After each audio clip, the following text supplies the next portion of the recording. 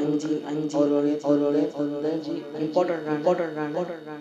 இம்பார்ட்டன்டான பாயிண்ட்ஸ் இருக்கிறார்.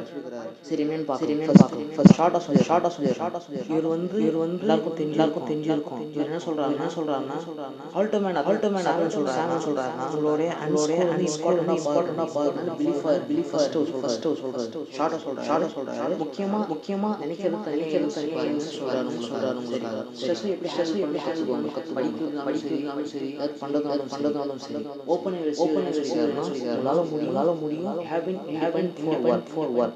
மூணாவது compounding your trusted having focusing long term and quality of education, learning patient and consult improvement. என்ன சொல்ல வரேன்னா உங்களுக்கு நீங்க Tamil have been believe in yourself. ஓகேவா